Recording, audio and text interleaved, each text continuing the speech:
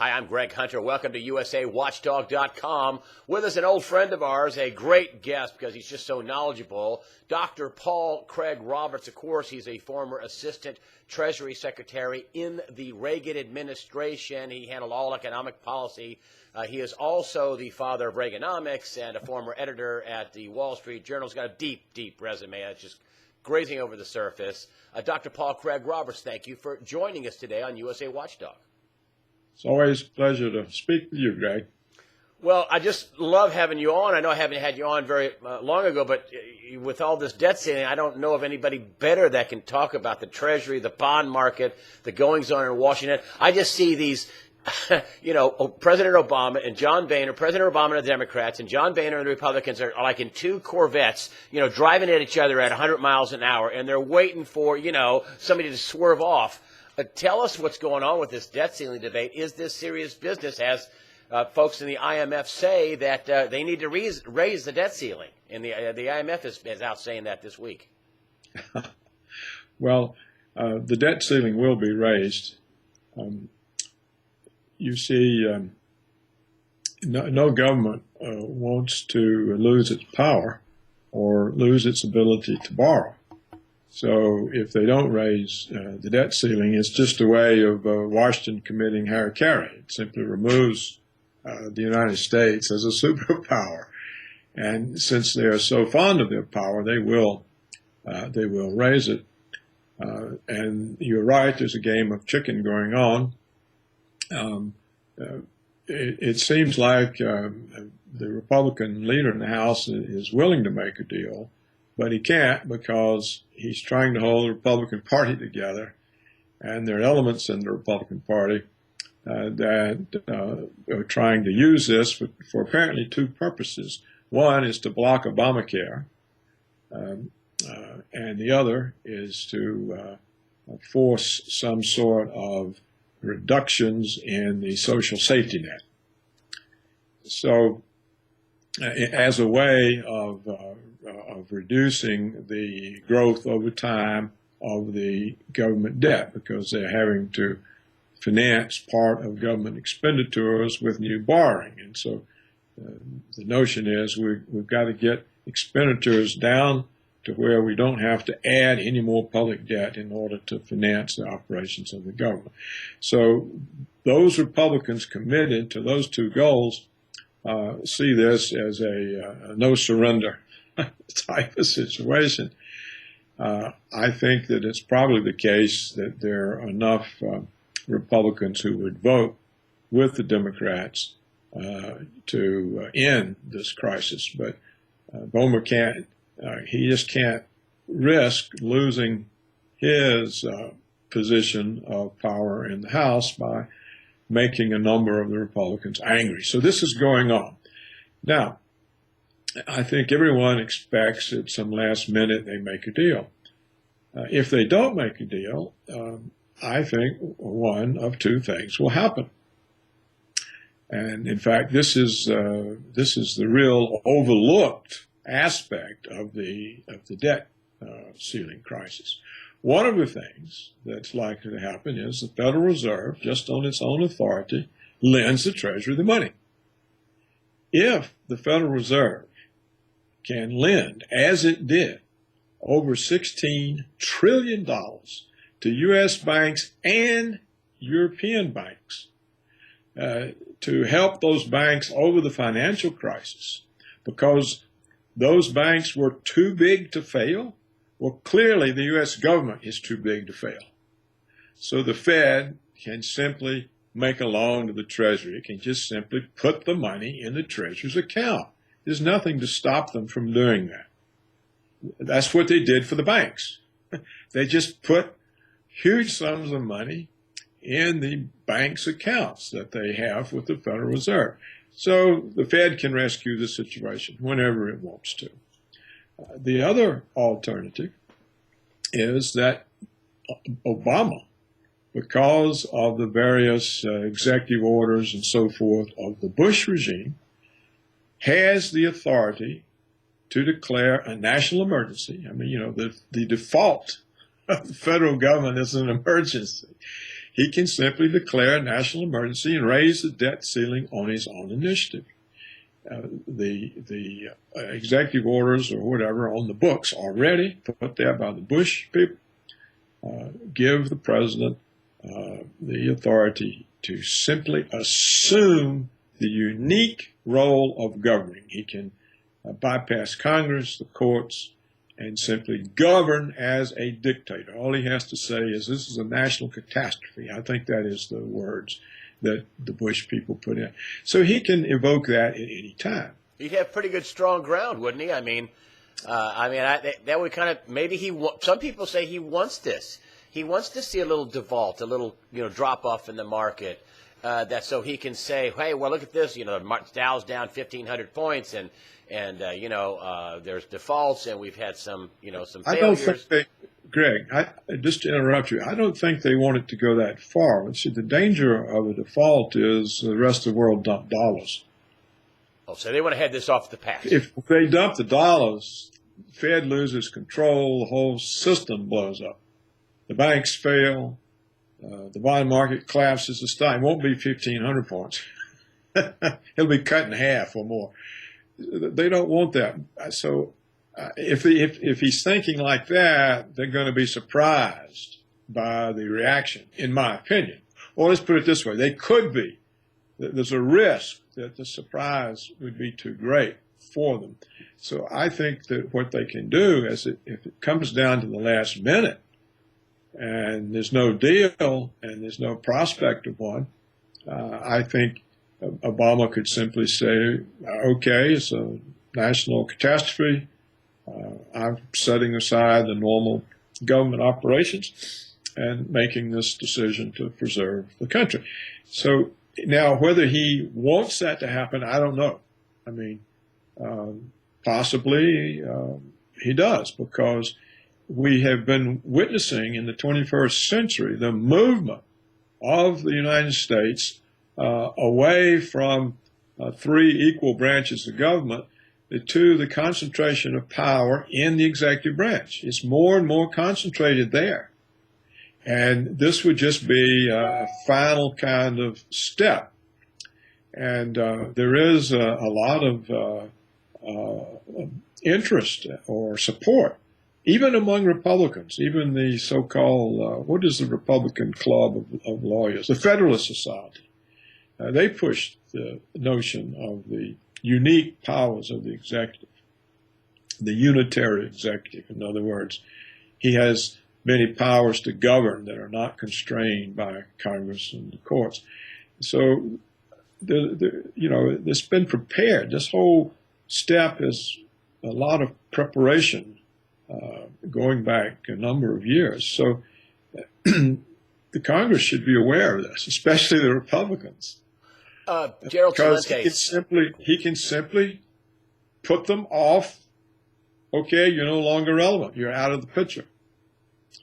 And once this sort of thing starts, the Congress then really can't afford run-ins with the executive, because if they're going to cause a real problem, he just declares a national catastrophe and moves them aside. And so it turns the Congress into somebody that has to cooperate and go along with the executive branch.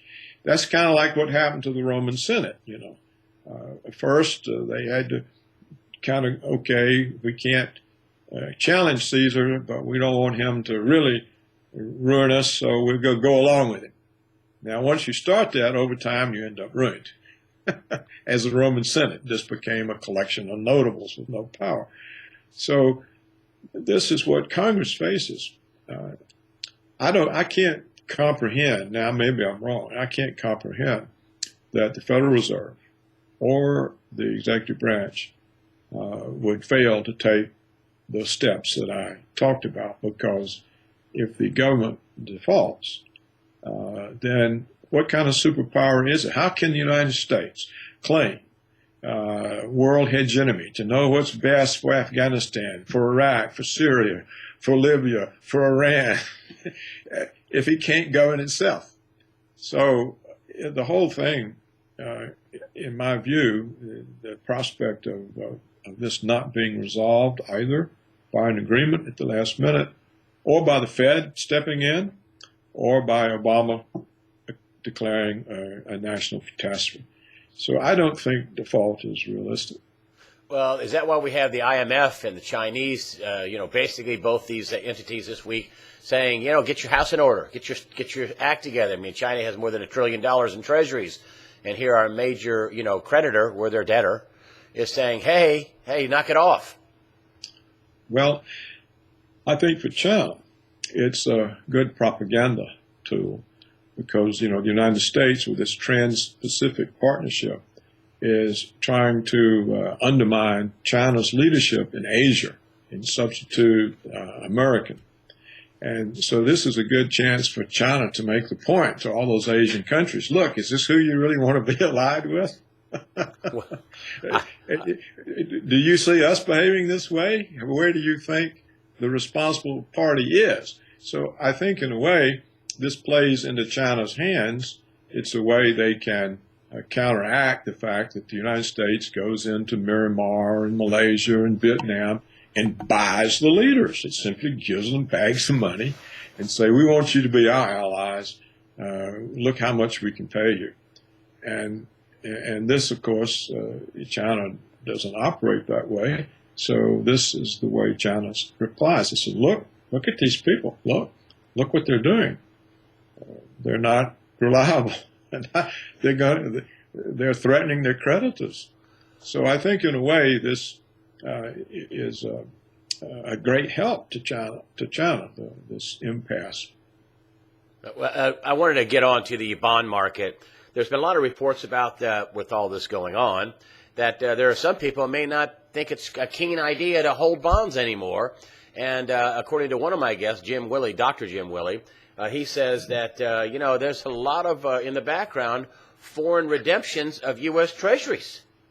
And, the Treasury and the Fed is scrambling to redeem bonds for liquidity. What say you? Well, if they want to get out of bonds, they've got to take it one further step and get out of dollars as well. Because, if the bonds are no good, the implication is the dollar isn't either. So, you can't just say, I don't want to hold bonds. What are you going to hold? You're going to have stocks? They're going to be just even more devastated. Are you going to hold bank deposits? If you do, you have to be sure they're within the insured amount and not subject to bail-in calls. Any amount you hold above the federally guaranteed amount is subject to confiscation if the bank gets in trouble. So what are you going to hold? You're going to hold euros? We don't know that situation is good either. They've still got the ongoing sovereign debt crisis. They've got their own economic problems and riots in the streets. And so what are you going to hold? So you got to get out of dollars. If you try to hold gold and silver, the Fed's going to short it, drive down the price. What are you going to hold? Now, if the Chinese get their currency floating, you could load up on that. My own opinion is that it might be a mistake for the Chinese to make their currency fully convertible, because any country that has a fully convertible currency is subject to raids by Wall Street. They can short the currency just like they short gold and silver. And so China may actually be making itself vulnerable by making its currency fully convertible, because that sets it up for raids by Wall Street and the highly leveraged speculators. They can go in and sell huge amounts of shorts in the currency futures market and drive a currency down. And so they could start in this way causing problems for China. See, China's been immune to this type of thing because Washington or the Fed or the New York banks can't get their hands on enough of the currency. So all of this is a mixture that we can't actually predict the exact outcome, except that default really implies the end of the United States superpower status. It will never again be seen as a superpower. So could we have something different? Gerald Salente, one of the guests, been on the show lately. He says, "I think what they're going to do is they're going to revalue the currency, and history is going to rhyme. It's going to happen after the first year. We have all these crops, in the Midwest being harvested. We have the Christmas season." He says, if they do it, they're going to devalue the dollar and get out of some of this debt by just devaluing the dollar, and they'll do it probably by the first quarter of 2014. What say you about something like that? I don't know. I mean, Gerald is right to point this out as one of the possibilities. But there are many downsides to that as well. And it would show a rather decisive action, which I don't expect from them. I think what policymakers tend to do is to try to keep the sinking ship afloat as long as they can. And then they pass the sinking ship off to the next watch so that they don't have the responsibility. So what I would expect is they would try to retrieve the situation so they can continue to print dollars. And of course, at some point, they won't be able to print the dollar. But keep in mind that the scare of a shutdown, when that's overcome, everybody feels relief again, and okay, the dollar's all right now, the bonds are all right, the dollar's all right. So every time you cause one of these scares, you create the opportunity for further prolonging the bad policy, because everybody's so relieved that they'll run back in it. That's right. They didn't default. Oh, good, thanks. Oh, I don't have to worry about the dollar or the bonds right now. And so that lets them continue until the next crisis. What John Williams describes the shutdown as is that he says they've gone from tap dancing on a landmine to hammering on a landmine. That's actually, he's our next guest, so we'll be asking him about that blow up. But when he says hammering on a landmine, I would bring it up to you. What could blow up? What could go wrong with this? You're saying that at some point the dollar, they may not be able to print it anymore, which really means people won't accept it anymore. What could go wrong here? What goes wrong is that the world bails out of dollars. See, as I've told you every time we've talked, the real constraint on this is how long does the world trust holding the dollar as a reserve currency when the Federal Reserve is printing 1,000 billion annually? As we've said many times, the demand for dollars is not growing by 1,000 billion annually. And so the rest of the world, of the debt held by the public, foreigners hold more than half. They hold more than the American than American investors and American investment firms and American state and local governments. Foreigners hold more than half of the U.S. public debt that is held by the public, domestic and foreign public. And so that's a huge amount of money. So they're sitting there looking at the rate of increase in these dollars that they're holding, and it concerns them, it worries them.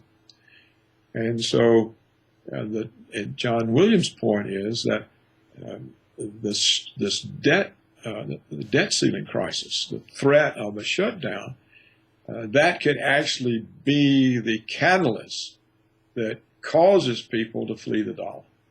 Now, if that happens, there's really nothing Washington can do. They've just lost control. Isn't that happening to some degree right now with all this foreign sales of Treasury bonds and the Treasury buying all these bonds? I mean, the Treasury is like, the Fed is buying 90% of the issuance, something like that? Well, that's the new bonds.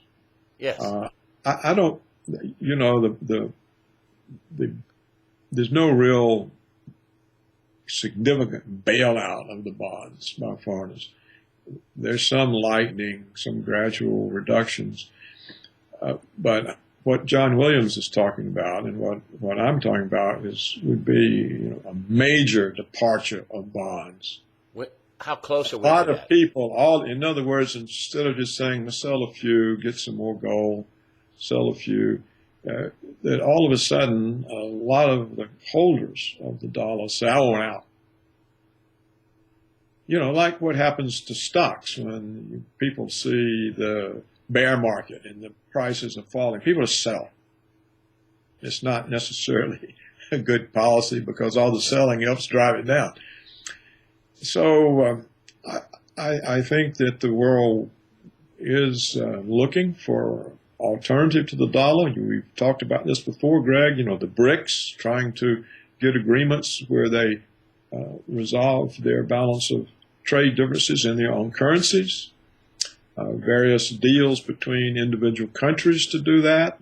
The Russians and the Chinese, the Australians, making deals to bypass the dollar to settle their international accounts. So all of this does reduce the demand for dollars. And this is one of the reasons it's safe to say the demand for dollars is not growing by 1,000 billion a year, but the supply is.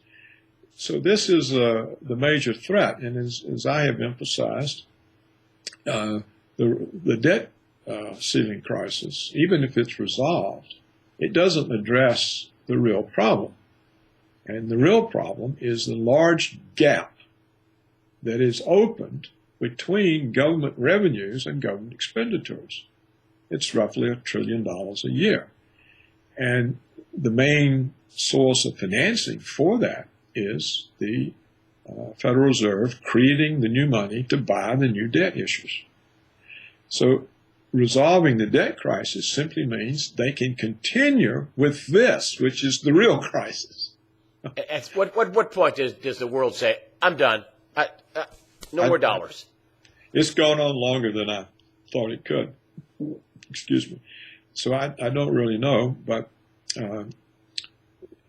if you look at what recently happened in the United States government's effort to make its military intervention in Syria, it was simply blocked by the rest of the world. They said, nope, we're not going along with it this time. And so you can see this is a further deterioration in Washington's ability to get its way.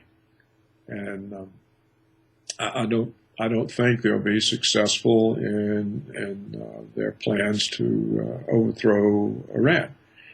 It's going to be blocked. People have caught on, and so this further erodes, the confidence of the world in the United States and the willingness to cooperate with it. And this economic problem was caused by a number of factors, but the two main ones was the offshoring of the jobs. As we've said before, when you offshore so many middle class, high productivity, high value added jobs, you're essentially giving away your own gross domestic product. Yes. You're giving away your economy, your tax base, and you're also giving away the consumer economy because the people don't have the incomes to support the consumption-driven economy. So you weaken the economy in all those ways. At the same time, you launch on these multi-trillion-dollar wars. You've got no way to finance them.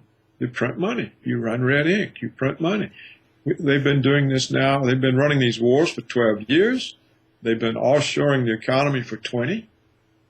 They now have a gap between revenues and expenditures that they really can't close. It would help to stop the wars.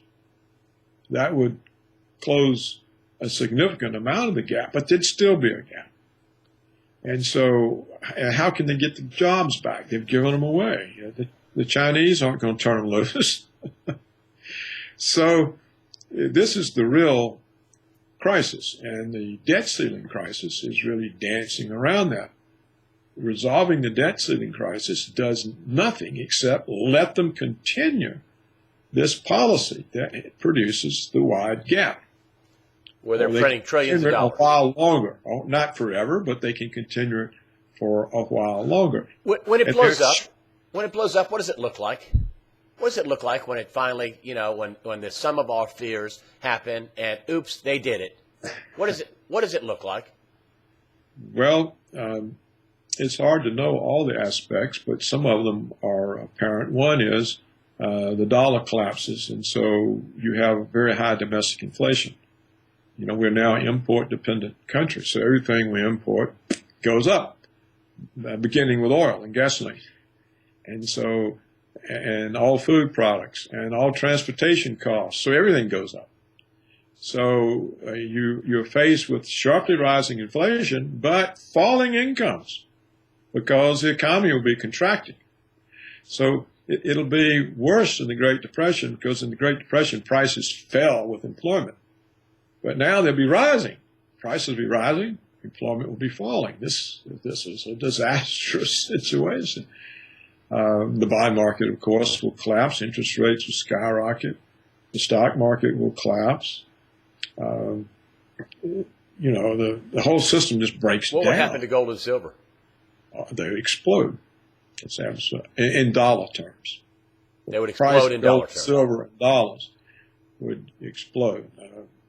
Maybe not in some other currencies that are not subject to this devaluation, but the dollar price would explode, and the Fed would no longer be able to short the market to keep the price down, because nobody would take any futures market, any dollar-based American future market seriously. These markets would just disappear. So, and the world now would then have to regroup. The dollar would no longer be the financial currency. The United States would lose its financial hegemony, its financial imperialism that it imposes on everybody. It wouldn't be able to embargo people or threaten to cut them off from the international payment system. Essentially, it would make the United States powerless. Even with its nuclear weapons, it would simply be powerless. It would have no other form of power to affect anything. So it would be a whole different world. And Are we heading to that world? I think we are, because Washington never shows any sign of intelligence. It shows certain cunning to achieve some undeclared agenda, like wars in the Middle East. They rig evidence to create some justification for attacking somebody. They got that kind of cleverness, but they're not intelligent in the sense of understanding the unintended consequences of what they're doing. They apparently don't understand the consequences of this debt crisis impasse. They don't understand the consequences of bullying people year after year after year. They just get fed up with it, even if you're paying them to be bullied. So I think on the whole, it's not an intelligent place. There's no intelligent discussion of any policy in Washington.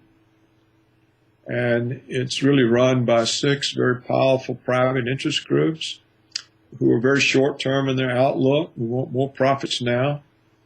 It's after me, the deluge. That's the attitude in Washington. After me, the deluge. That's the famous statement, the French kings that were beheaded, overthrown in the French Revolution. At some point, though, the music stops, and it may not be after them. It may be this president. It may be before 2016. Everybody's sitting here thinking, I know what everybody's thinking. They're listening to your description of how it ends, and you think we're on that path, and everybody is saying this one question: when? Nobody knows that. David Stockman says that, listen, you have to be the former, David Stockman is former White House budget director. He says, from this point on, he wrote a big book, The Great Deformation. And he says, he was on a couple of weeks ago on Fox and saying, you really have to be ready from right now on, period. Any black swan event, anything could set this off. We are such teetering, I'm paraphrasing, but we're going to have a calamity, that's for sure. We're going to have a collapse, that's for sure. The question is when, and it could be from any time from here on out. Do you Well, that's what agree Don, with that kind of? Don Williams says. That's what I say. That's So, what tell me how Gerald you Celente think. say. Anybody who looks ahead, thinks beyond the moment, can see this can't go on. Warren Buffett said it a couple of years ago. What can't go on won't. So it's, as I said, it's lasted longer than I thought it could. But I think. And you think it could fall out of bed with some type of black swan event at any moment? At any time. It could happen at any time. I don't think it can go on for a number of years. But, they could patch it up. Let me show you one thing. Suppose Obama declares a national catastrophe, takes over, raises his debt ceiling, stops the wars or cuts them way back, does other things to the budget, closes the gap. All of this would build confidence in the dollar. He could say, look, we're putting the thing back together. You see, look, the deficit's no longer $1 trillion. It's only 500 million. And I'm going to take these further steps, and it's coming down, and we're doing this and that. So there are things they can do that would recreate confidence in the dollar, at least for a period. They may not be able to do all the things they need to do. I don't see what are they going to do about jobs, about the loss of tax base. I can't see how they're going to get that back. But they could certainly do things that would make the rest of the world say, oh, whew, we don't have to completely redo everything. They're going to pull in their horns, and they're going to get their financial order, if not straight, at least better. So this could then prolong it, Greg. If I was there, I could give them a plan to at least prolong this and to create.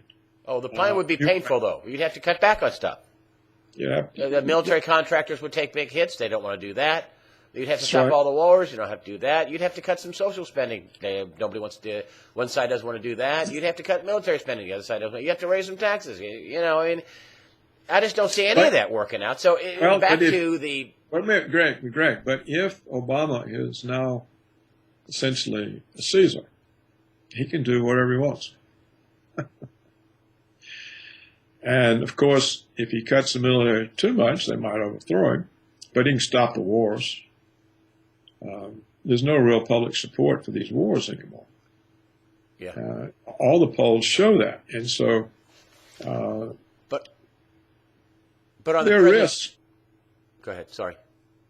Yeah, there are risks to a president exercising power, but I think on the whole it could be a relief. If you look at Congress's approval rating, it's really horrific, and it would be very easy to convince the American people, including the powerful interest groups. Look, these guys are ruining it for you too. They're ruining it for everybody.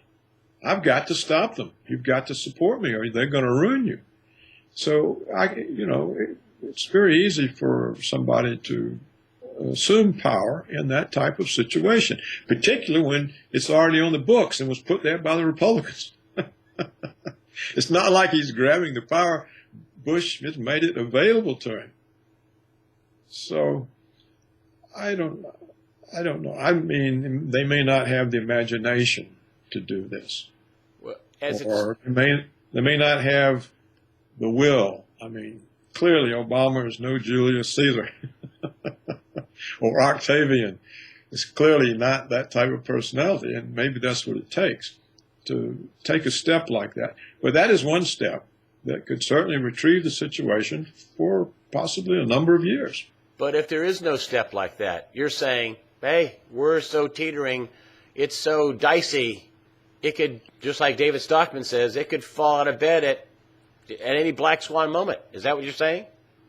Yeah, what it takes is something that causes flight from the dollar.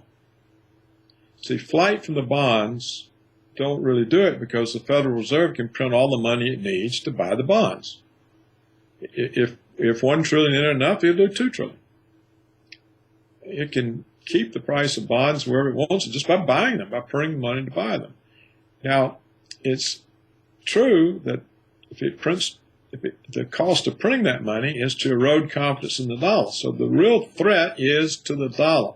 When there's abandonment of the dollar, when there's flight from the dollar, is when the Fed loses control, because it can't print foreign currencies with which to buy the dollar.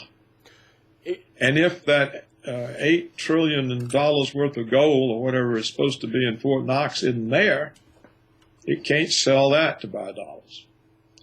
So that's the constraint, is the dollar. So until the dollar goes, it's going to hang together there. The policy can hang together. So what causes the dollar to go? You never know. You don't know what black swan event. You just don't know.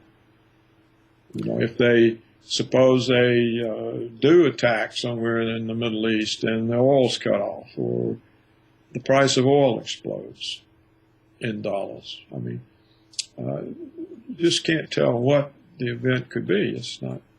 When you've got people as incompetent as we have running the society, you don't know what to expect. We're talking about the stupidest collection of people that's ever appeared in any government anywhere. I mean, look at the mess. Just endless mess. They destroy the economy and say, oh, it's globalism. We have a new economy. They keep saying this even though all the official job statistics don't show any sign of a new economy. They keep saying the most absurd things despite all the empirical evidence. They keep behaving in ways that are counterproductive, that don't serve them. They've lost all their soft power. All the soft power is gone. The United States, it tortures people. It holds them indefinitely without due process. How can it talk about taking freedom and democracy to the world when it's destroyed the protections of freedom and democracy at home? The whole thing is an absurdity. Why would people do this? Why would you really desecrate yourself in this way? But that's what they've done, and they seem to be proud of it. And so I think when you have governments that are this stupid, you just don't know what they're going to do next. So you should protect yourself. I guess you should have some gold, silver, food, water, for shutdowns and store shelves being empty for a while and things like that for these disruptions. Is that something you would suggest? Holding gold and silver no matter whether they can short it or not? It's an insurance policy, and certainly it'd be better if you can afford to do that. And most people can't afford to do that. They can barely pay their bills. They can't go out and buy gold and silver and store up months of food. They can barely do this week's grocery bill. You got a lot of people like that now in America. It's not like they can protect themselves. So, and what happens if it hits the fan and the dollar won't buy anything? They can barely survive now. What do they do if the dollar loses purchasing power? They lose the job. More of them lose their jobs. They cut more of the social safety net. There'll be starvation and riots at the same time. It's going to be a situation. You see, it's going to be a situation that what? That's desperate. I mean, how do you control it? Is the rest of the world going to start shipping food here to us? We're going to have food distributions from the UN. I mean, what? I don't know. Now, like I say, I mean, it won't necessarily come to this, but something is going to happen. What they're doing now is not sustainable, and whether they set off something and come to their senses in time to contain it so that it doesn't lead to the complete total societal breakdown, I don't know. But I can't simply say, yes, the whole society is going to break down and fail. But you can't say it's not. I can't say it's not. All I can say with confidence is that it's not sustainable to print the kinds of money they're printing to close the deficit gap year after year after year. So when they erode the economy so that it doesn't produce the revenues to support the spending. And then they add to the spending these multi-trillion-dollar wars. You get a gap that's not closable, and that means you're printing money to close it, and that means you are eroding away the confidence the world has in the dollar. And at what point that confidence snaps and goes, I don't know. That's one of the things Stockman means by a black swan event. You can't say when that confidence is going to go. If you could become a trillionaire. You would know exactly when and how to short the dollar.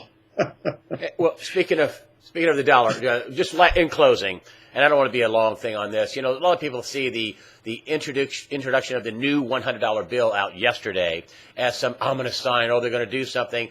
And I don't know. I mean, they telegraphed this for a long time. What do you say, is a new $100 bill, the redesigned $100 bill, it took years in the making. Is that some seminal event? Is that some important thing that we should all be looking at? Well as I remember, Greg, that is supposed to deter counterfeiting. And it's supposed to be in some way related to money laundering. But you see, if what you're faced with is a flight from the dollar, then the money launderers aren't going to use the dollar, and nobody's going to be counterfeiting it. And so if this was a multi-year project, it may have started when the dollar was still seen as sound and people weren't thinking about how can we get away from using it. But given the situation that we're in now, where the policies of the United States government have increasingly bring the dollar into question, who wants to counterfeit it? Well, why would money launderers use it? So those reasons no longer hold. Now, some people are saying, what they're going to do now is simply declare all the existing $100 bills to be worthless and no longer usable currency, and only these new $100 bills. So it's a way of taking away anybody's cash hoards. But I don't know how many people are holding cash hoards of $100 bills. And it's much easier just to take their bank deposits or to take their pensions, or some parts of them. So I don't think there's any real reason for them to print a new $100 bill so that they can grab all the old ones, because I don't know where these hoards of $100 bills are. Certainly not many of them held by Americans. Now, so maybe they're saying, well, it's only the drug dealers who keep these barrelfuls of $100 bills, and so we're going to get rid of all their profits. But, of course, that doesn't make the drug business any less profitable. They just lose some of their accumulated wealth, and they just go on making profits in the drug business with a new $100 bill. So I don't think that's what it is. I think it was some counterfeiting barrier. And as I said, to repeat myself, who wants to counterfeit a dollar that's on the verge of being extinguished by the money printing operation of the Federal Reserve? Dr. Paul Craig Roberts, thank you so much for joining us today on USAWatchdog.com and taking us to school on the debt ceiling, the dollar, the bond market. Really appreciate your insight. I know a lot of folks really enjoy hearing you. Thanks so much for giving us a nice, long, juicy interview, sir. Well, it's a pleasure to talk to you, Greg, and I appreciate your shows and what you do. You bring a lot of good information to people, thought they cannot get from the mainstream media. I know. I used to be a big editor at the Wall Street Journal. Why they wouldn't have you writing op-ed pieces? I mean, this is too stupid to be stupid.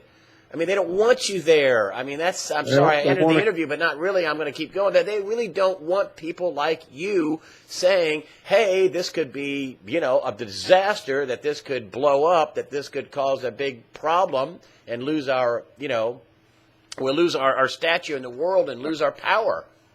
All of the explanations are control. They focus on controlling the explanations. That's part of the control over the population. And giving explanations helps bring people out of this unawareness, helps to get their mind free of the matrix. And so this is the reason I don't mind being on your show, because this seems to be your motivation, to help free people from Big Brother's matrix. I So just all the want to get best. the truth out there from people who, have Or at experience. least- You're one of Or them. at least something that would make people think. I mean, if you can't think differently from what the control explanation is, you don't have a chance. So I'm perfectly happy to give my view of it if it helps people think their way through it. And thank you so much for being on. And of course, your website, paulcraigroberts.org. I know you need donations and need to accept donations, so I just want to kind of plug that. You do this for free. You put all these articles and write, Wall Street Journal quality articles, because that's where you came from at one point in your career. And so people ought to realize that these are articles that are really important for people to read so they can understand and cope with what's going on in today's world. Thank you so much, Dr. Paul Craig Roberts. And, of course, your website, again, is paulcraigroberts.org. Thank you so much. Thank you, Greg.